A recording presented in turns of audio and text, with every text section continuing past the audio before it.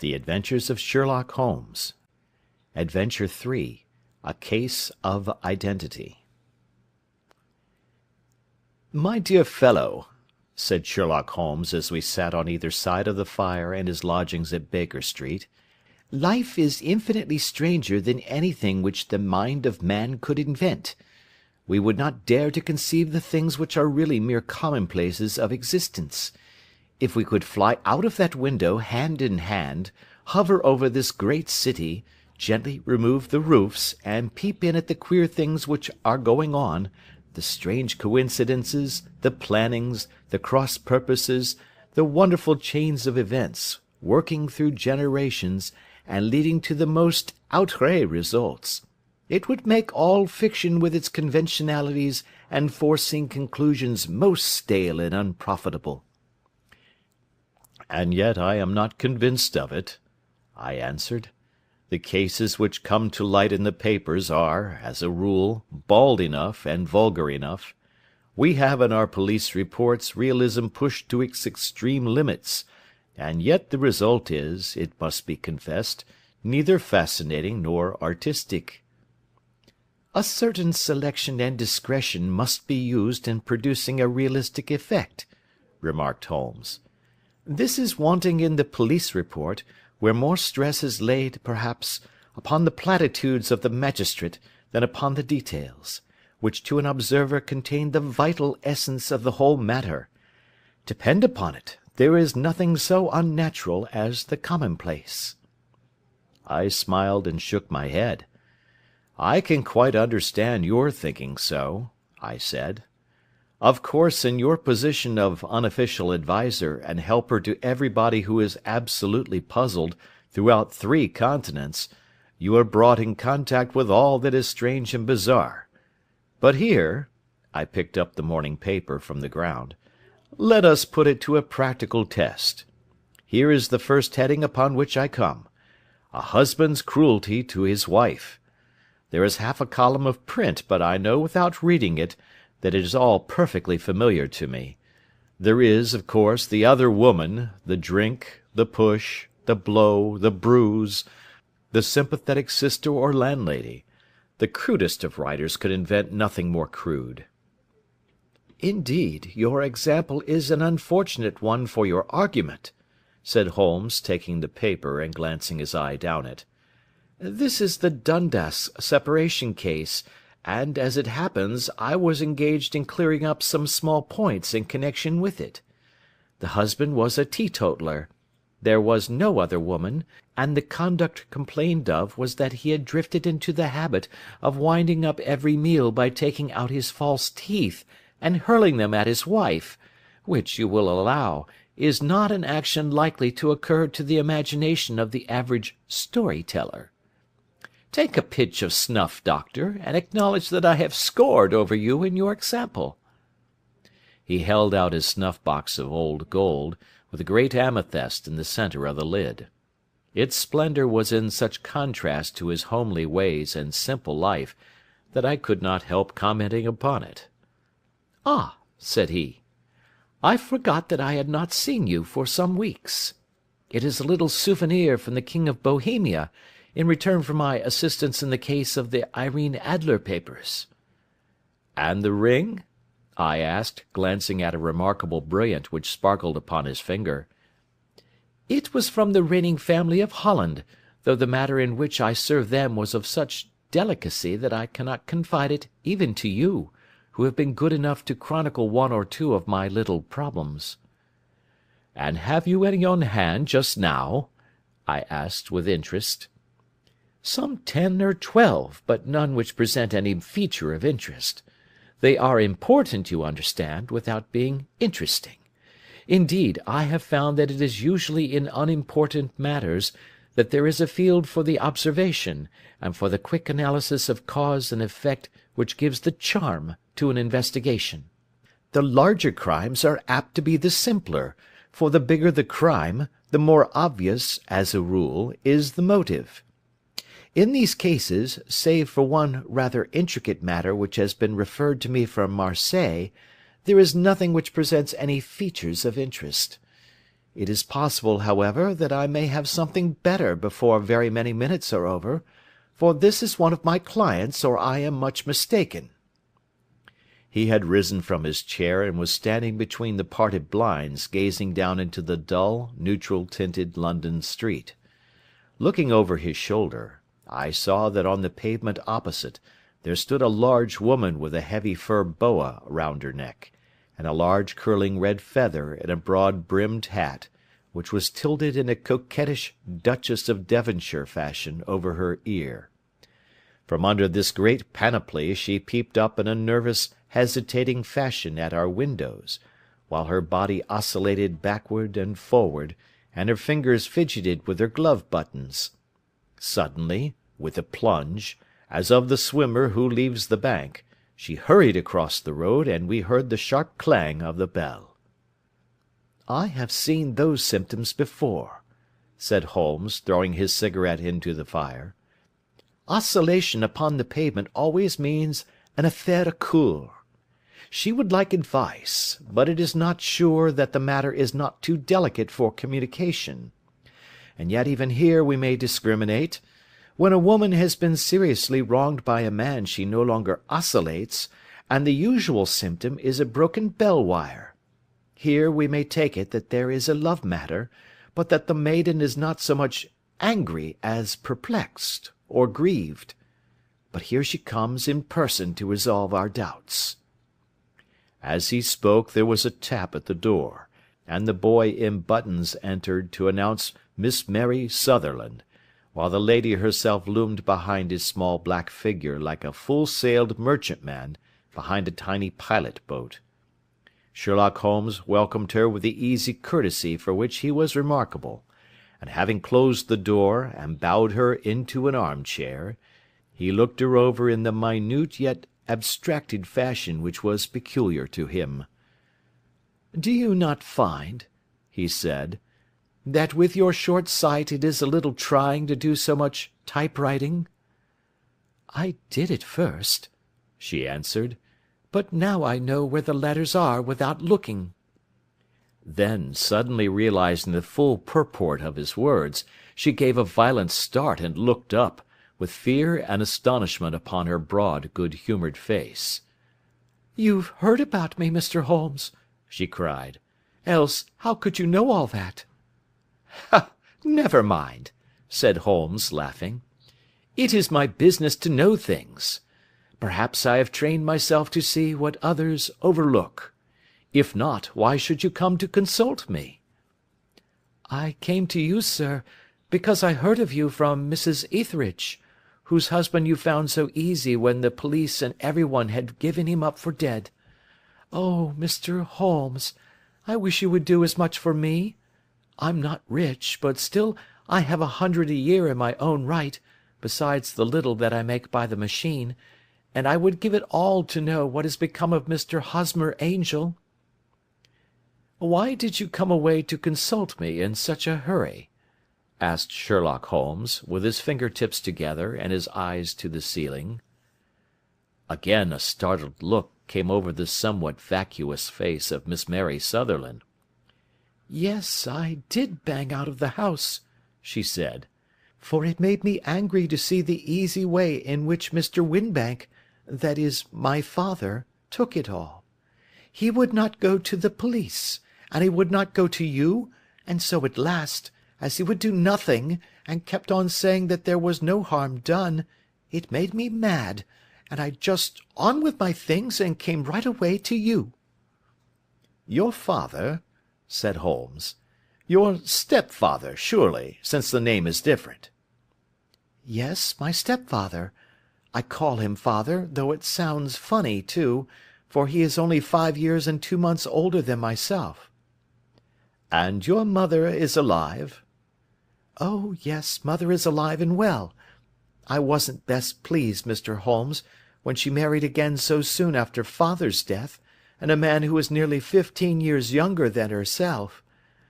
Father was a plumber in the Tottenham Court Road, and he left a tidy business behind him, which mother carried on with Mr. Hardy, the foreman, but when Mr. Windibank came he made her sell the business, for he was very superior, being a traveller in wines. They got £4,700 for the goodwill and interest, which wasn't near as much as father could have got if he had been alive." I had expected to see Sherlock Holmes impatient under this rambling and inconsequential narrative, but, on the contrary, he had listened with the greatest concentration of attention. "Your own little income," he asked, "does it come out of the business?" "Oh, no, sir. It is quite separate, and was left me by my Uncle Ned in Auckland. It is in New Zealand stock, paying 4.5%. £2,500 was the amount, but I can only touch the interest." "You interest me extremely," said Holmes, "and since you draw so large a sum as 100 a year, with what you earn into the bargain, you no doubt travel a little, and indulge yourself in every way. I believe that a single lady can get on very nicely upon an income of about £60. "I could do with much less than that, Mr. Holmes, but you understand that as long as I live at home I don't wish to be a burden to them, and so they have the use of the money just while I am staying with them. Of course, that is only just for the time. Mr. Windibank draws my interest every quarter and pays it over to mother, and I find that I can do pretty well with what I earn at typewriting. It brings me twopence a sheet, and I can often do from 15 to 20 sheets in a day." "You have made your position very clear to me," said Holmes. "This is my friend, Dr. Watson, before whom you can speak as freely as before myself. Kindly tell us now all about your connection with Mr. Hosmer Angel." A flush stole over Miss Sutherland's face, and she picked nervously at the fringe of her jacket. "I met him first at the gasfitters' ball," she said. "They used to send father tickets when he was alive, and then afterwards they remembered us, and sent them to mother. Mr. Windibank did not wish us to go. He never did wish us to go anywhere. He would get quite mad if I wanted so much as to join a Sunday school treat. But this time I was set on going, and I would go, for what right had he to prevent? He said the folk were not fit for us to know, when all father's friends were to be there, and he said that I had nothing fit to wear, when I had my purple plush that I had never so much as taken out of the drawer. At last, when nothing else would do, he went off to France upon the business of the firm, but we went, mother and I, with Mr. Hardy, who used to be our foreman, and it was there I met Mr. Hosmer Angel."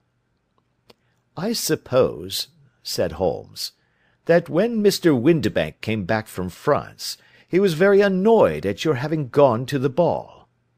"Oh, well, he was very good about it. He laughed, I remember, and shrugged his shoulders, and said there was no use denying anything to a woman, for she would have her way." "I see.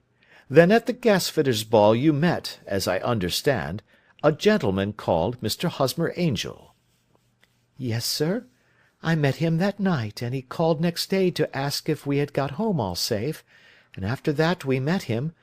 That is to say, Mr. Holmes, I met him twice for walks, but after that father came back again, and Mr. Hosmer Angel could not come to the house any more." "No." "Well, you know father didn't like anything of the sort. He wouldn't have any visitors if he could help it, and he used to say that a woman should be happy in her own family circle. But then, as I used to say to mother, a woman wants her own circle to begin with, and I had not got mine yet." "But how about Mr. Hosmer Angel? Did he make no attempt to see you?" "Well, father was going off to France again in a week, and Hosmer wrote and said that it would be safer and better not to see each other until he had gone. We could write in the meantime, and he used to write every day. I took the letters in the morning, so there was no need for father to know." "Were you engaged to the gentleman at this time?" "Oh, yes, Mr. Holmes. We were engaged after the first walk that we took.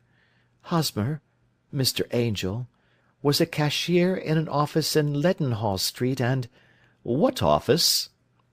"That's the worst of it, Mr. Holmes. I don't know." "Where did he live, then?" "He slept on the premises." "And you don't know his address?" "No, except that it was Leadenhall Street." "Where did you address your letters, then?" "To the Leadenhall Street Post Office, to be left till called for. He said that if they were sent to the office he would be chaffed by all the other clerks about having letters from a lady, so I offered to typewrite them, like he did his, but he wouldn't have that, for he said that when I wrote them they seemed to come from me, but when they were typewritten he always felt that the machine had come between us. That will just show you how fond he was of me, Mr. Holmes, and the little things that he would think of." "It was most suggestive," said Holmes. "It has long been an axiom of mine that the little things are infinitely the most important. Can you remember any other little things about Mr. Hosmer Angel?" "He was a very shy man, Mr. Holmes. He would rather walk with me in the evening than in the daylight, for he said that he hated to be conspicuous. Very retiring and gentlemanly he was. Even his voice was gentle. He'd had the quinsy and swollen glands when he was young, he told me, and it had left him with a weak throat and a hesitating, whispering fashion of speech. He was always well dressed, very neat and plain, but his eyes were weak just as mine are, and he wore tinted glasses against the glare." "Well, and what happened when Mr. Windibank, your stepfather, returned to France?" "Mr. Hosmer Angel came to the house again, and proposed that we should marry before father came back. He was in dreadful earnest, and made me swear, with my hands on the Testament, that whatever happened I would always be true to him. Mother said he was quite right to make me swear, and that it was a sign of his passion. Mother was all in his favour from the first, and was even fonder of him than I was. Then, when they talked of marrying within the week, I began to ask about father, but they both said never to mind about father, but just to tell him afterwards, and mother said she would make it all right with him. I didn't quite like that, Mr. Holmes. It seemed funny that I should ask his leave, as he was only a few years older than me, but I didn't want to do anything on the sly, so I wrote to father at Bordeaux, where the company has its French offices, but the letter came back to me on the very morning of the wedding." "It missed him, then?" "Yes, sir, for he had started to England just before it arrived." "Ha! That was unfortunate. Your wedding was arranged, then, for the Friday. Was it to be in church?" "Yes, sir, but very quietly. It was to be at St. Saviour's, near King's Cross, and we were to have breakfast afterwards at the St. Pancras Hotel. Hosmer came for us in a hansom, but as there were two of us, he put us both into it and stepped himself into a four-wheeler, which happened to be the only other cab in the street. We got to the church first, and when the four-wheeler drove up we waited for him to step out, but he never did, and when the cabman got down from the box and looked, there was no one there. The cabman said that he could not imagine what had become of him, for he had seen him get in with his own eyes. That was last Friday, Mr. Holmes, and I have neither seen nor heard anything since then to throw any light upon what has become of him." "It seems to me that you have been very shamefully treated," said Holmes. "Oh, no, sir. He was too good and kind to leave me so. Why, all the morning he was saying to me that, whatever happened, I was to be true, and that even if something quite unforeseen occurred to separate us, I was always to remember that I was pledged to him, and that he would claim his pledge sooner or later. It seemed strange talk for a wedding morning, but what has happened since gives a meaning to it." "Most certainly it does. Your own opinion is, then, that some unforeseen catastrophe has occurred to him?"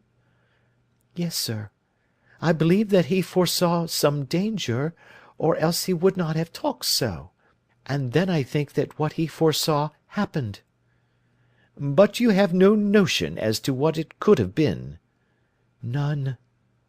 "One more question. How did your mother take the matter?"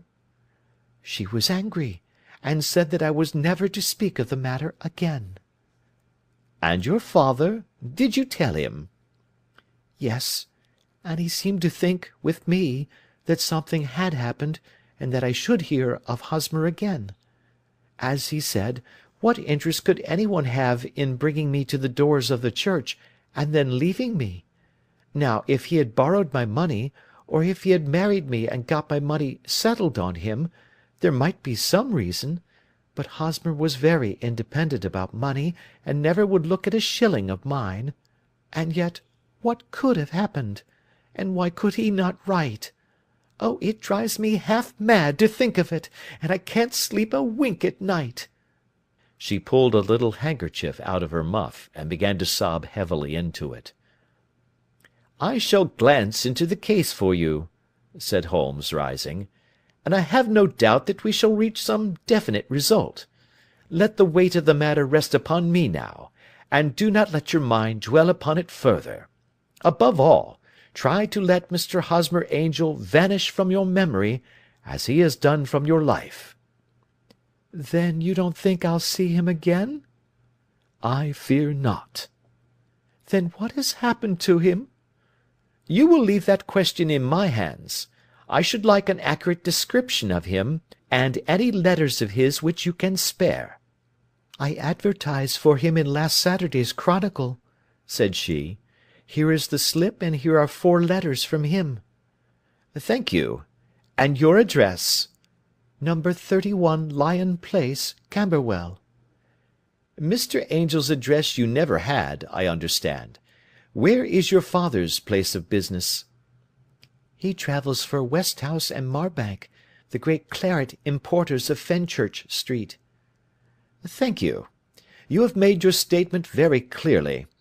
You will leave the papers here, and remember the advice which I have given you. Let the whole incident be a sealed book, and do not allow it to affect your life." "You are very kind, Mr. Holmes, but I cannot do that. I shall be true to Hosmer. He shall find me ready when he comes back."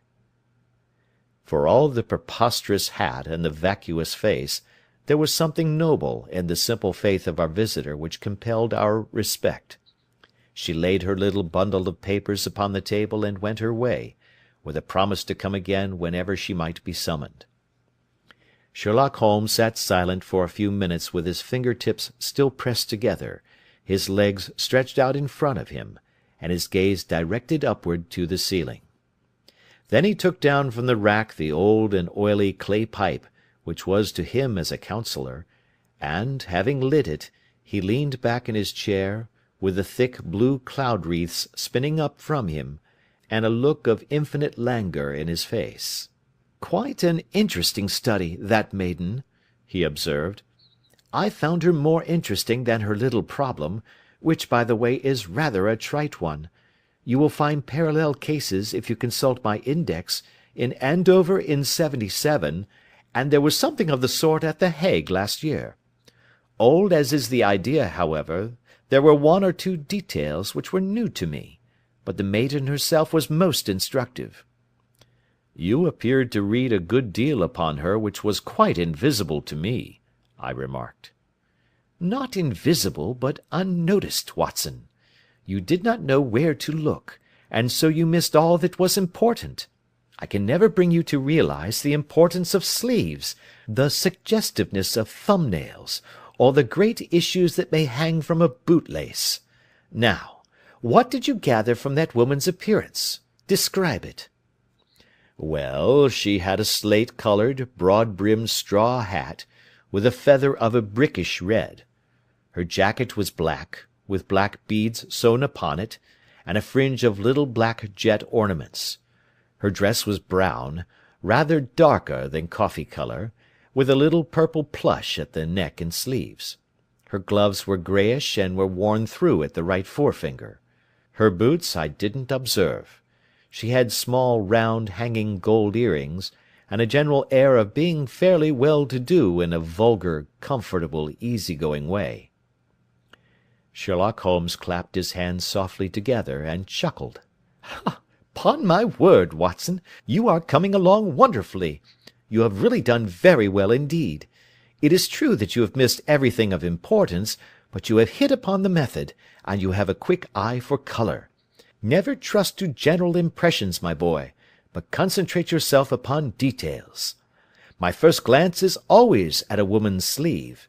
In a man it is perhaps better first to take the knee of the trouser. As you observe, this woman had plush upon her sleeves, which is a most useful material for showing traces. The double line a little above the wrist, where the typewriter presses against the table, was beautifully defined. The sewing machine, of the hand type, leaves a similar mark, but only on the left arm, and on the side of it farthest from the thumb, instead of being right across the broadest part, as this was. I then glanced at her face, and, observing the dint of a pince-nez at either side of her nose, I ventured to remark upon short sight in typewriting, which seemed to surprise her. It surprised me. But surely it was obvious. I was then much surprised and interested on glancing down to observe that, though the boots which she was wearing were not unlike each other, they were really odd ones, the one having a slightly decorated toe-cap, and the other a plain one. One was buttoned only in the 2 lower buttons out of 5, and the other at the 1st, 3rd, and 5th. Now, when you see that a young lady, otherwise neatly dressed, has come away from home with odd boots, half buttoned, it is no great deduction to say that she came away in a hurry. And what else? I asked, keenly interested, as I always was, by my friend's incisive reasoning. I noted, in passing, that she had written a note before leaving home, but after being fully dressed. You observed that her right glove was torn at the forefinger, but you did not apparently see that both glove and finger were stained with violet ink. She had written in a hurry and dipped her pen too deep. It must have been this morning, or the mark would not remain clear upon the finger. All this is amusing, though rather elementary. But I must go back to business, Watson. Would you mind reading me the advertised description of Mr. Hosmer Angel? I held the little printed slip to the light.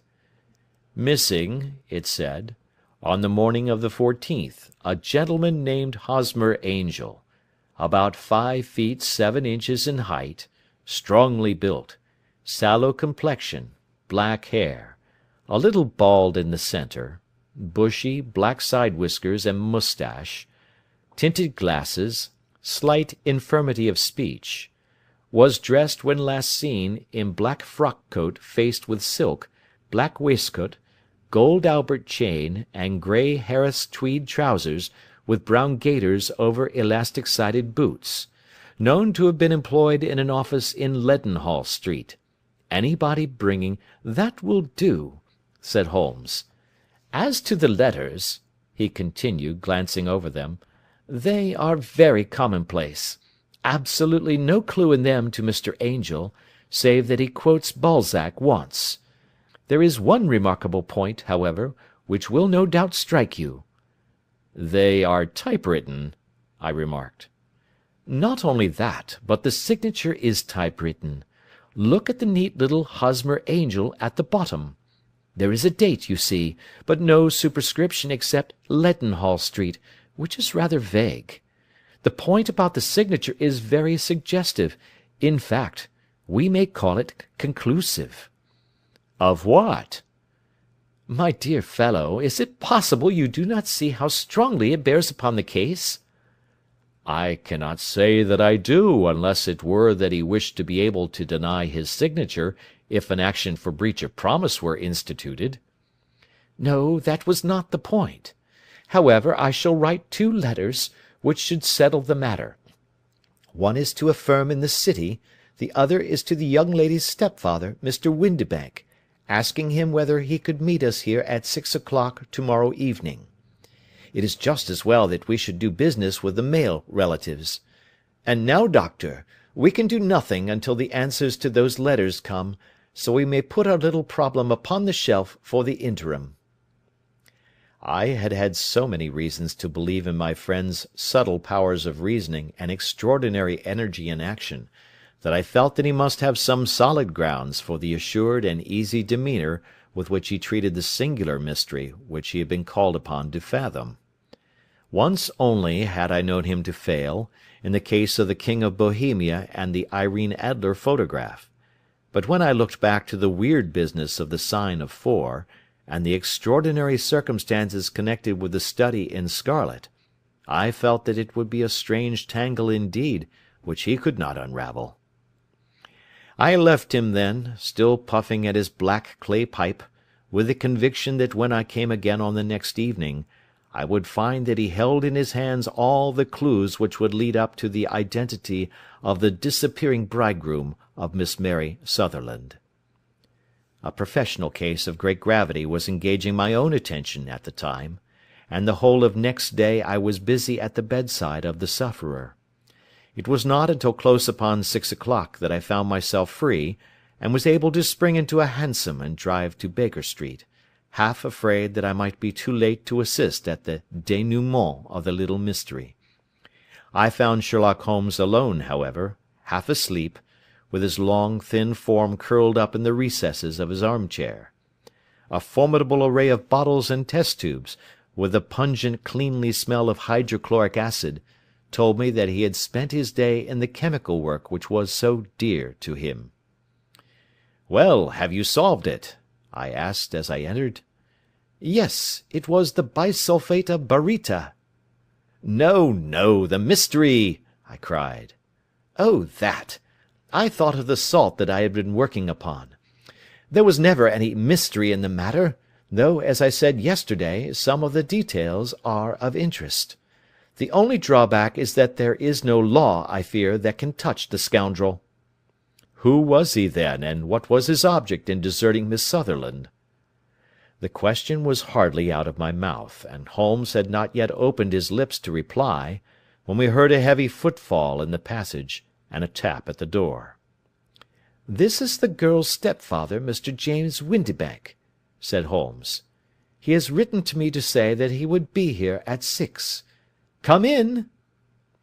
The man who entered was a sturdy, middle-sized fellow, some 30 years of age, clean-shaven, and sallow-skinned, with a bland, insinuating manner, and a pair of wonderfully sharp and penetrating grey eyes.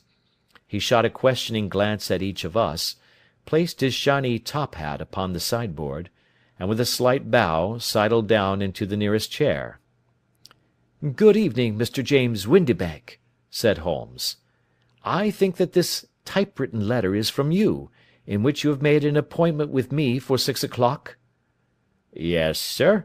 I am afraid that I am a little late, but I am not quite my own master, you know. I am sorry that Miss Sutherland has troubled you about this little matter, for I think it is far better not to wash linen of the sort in public. It was quite against my wishes that she came, but she is a very excitable, impulsive girl, as you may have noticed, and she is not easily controlled when she has made up her mind on a point. Of course, I did not mind you so much, as you are not connected with the official police, but it is not pleasant to have a family misfortune like this noised abroad. Besides, it is a useless expense, for how could you possibly find this Hosmer Angel?" "On the contrary," said Holmes quietly, "I have every reason to believe that I will succeed in discovering Mr. Hosmer Angel." Mr. Windibank gave a violent start and dropped his gloves. "I am delighted to hear it," he said. "It is a curious thing," remarked Holmes, "that a typewriter has really quite as much individuality as a man's handwriting. Unless they are quite new, no two of them write exactly alike. Some letters get more worn than others, and some wear only on one side. Now, you remark in this note of yours, Mr. Windibank, that in every case there is some little slurring over of the E, and a slight defect in the tail of the R.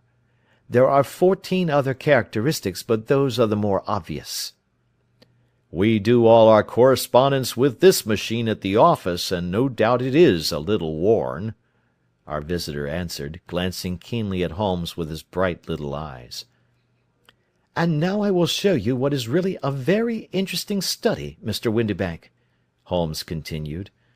"I think of writing another little monograph some of these days on the typewriter and its relation to crime. It is a subject to which I have devoted some little attention. I have here 4 letters which purport to come from the missing man. They are all typewritten.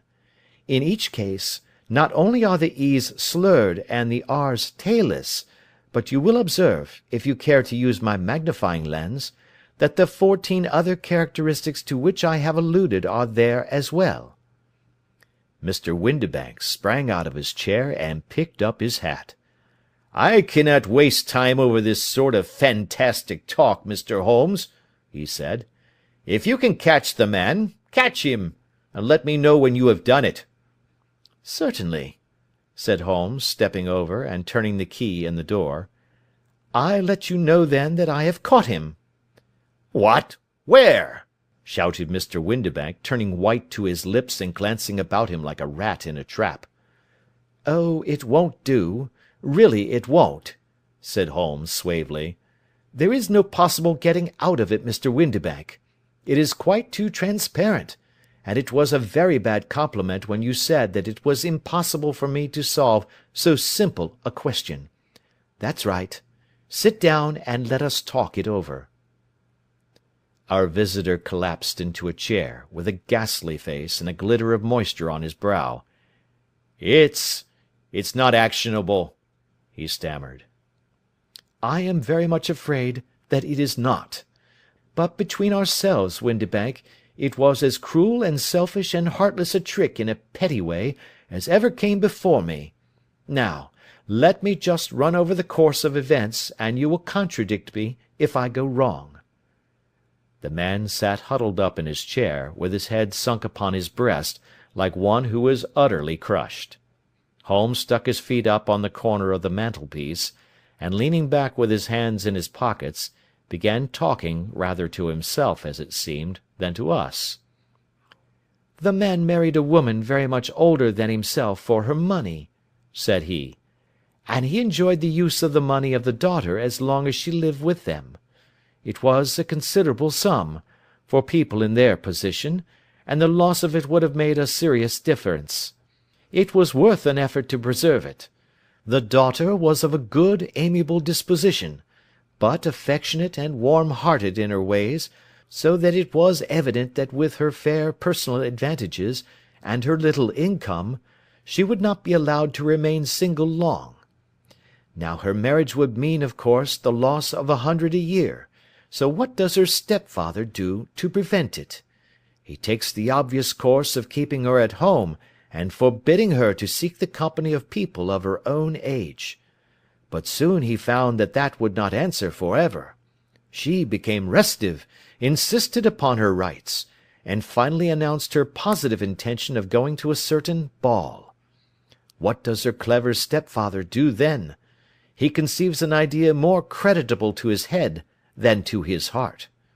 With the connivance and assistance of his wife, he disguised himself, covered those keen eyes with tinted glasses, masked the face with a moustache and a pair of bushy whiskers, sunk that clear voice into an insinuating whisper, and doubly secure on account of the girl's short sight, he appears as Mr. Hosmer Angel, and keeps off other lovers by making love himself." "It was only a joke at first," groaned our visitor. "We never thought that she would have been so carried away." "Very likely not. However that may be, the young lady was very decidedly carried away, and having quite made up her mind that her stepfather was in France, the suspicion of treachery never for an instant entered her mind. She was flattered by the gentleman's attentions, and the effect was increased by the loudly expressed admiration of her mother. Then Mr. Angel began to call, for it was obvious that the matter should be pushed as far as it would go if a real effect were to be produced. There were meetings, and an engagement, which would finally secure the girl's affections from turning towards any one else. But the deception could not be kept up for ever.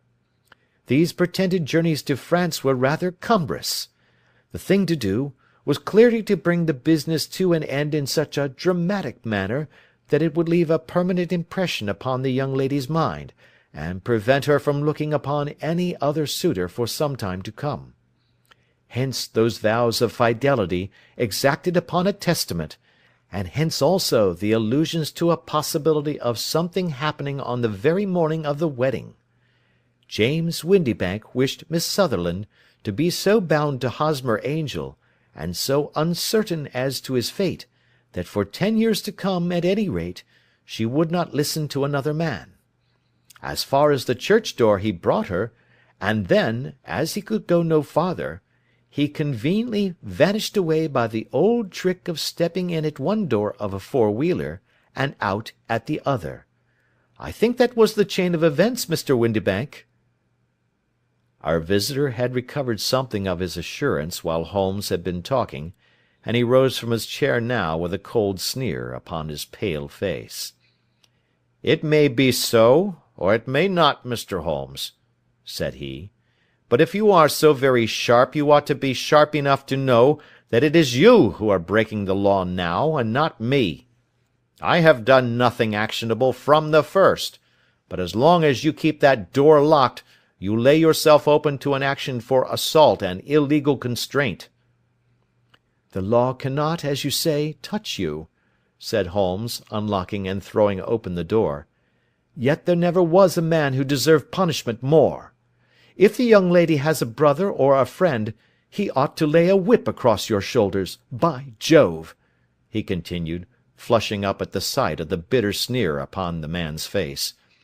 "It is not part of my duties to my client, but here's a hunting crop handy, and I think I shall just treat myself to—" He took 2 swift steps to the whip, but before he could grasp it there was a wild clatter of steps upon the stairs, the heavy hall door banged, and from the window we could see Mr. James Windibank running at the top of his speed down the road. "There's a cold-blooded scoundrel," said Holmes, laughing, as he threw himself down into his chair once more.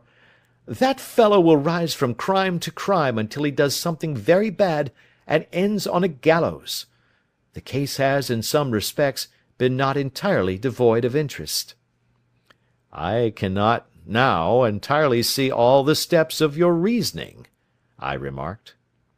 "Well, of course it was obvious from the first that this Mr. Hosmer Angel must have some strong object for his curious conduct, and it was equally clear that the only man who really profited by the incident, as far as we could see, was the stepfather. Then the fact that the 2 men were never together, but that the one always appeared when the other was away, was suggestive. So were the tinted spectacles and the curious voice, which both hinted at a disguise, as did the bushy whiskers. My suspicions were all confirmed by his peculiar action in typewriting his signature, which, of course, inferred that his handwriting was so familiar to her that she would recognize even the smallest sample of it. You see, all these isolated facts, together with many minor ones, all pointed in the same direction." "And how did you verify them?" "Having once spotted my man, it was easy to get corroboration. I knew the firm for which this man worked. Having taken the printed description, I eliminated everything from it which could be the result of a disguise, the whiskers, the glasses, the voice, and I sent it to the firm, with a request that they would inform me whether it answered to the description of any of their travellers. I had already noticed the peculiarities of the typewriter, and I wrote to the man himself at his business address, asking him if he would come here. As I expected, his reply was typewritten, and revealed the same trivial but characteristic defects. The same post brought me a letter from Westhouse and Marbank, of Fenchurch Street, to say that the description tallied in every respect with that of their employee, James Windibank. Voilà tout." "And Miss Sutherland?" "If I tell her she will not believe me. You may remember the old Persian saying, 'There is danger for him who taketh the tiger cub, and danger also for whoso snatches a delusion from a woman.' There is as much sense in Hafiz as in Horace, and as much knowledge of the world." End of Adventure 3.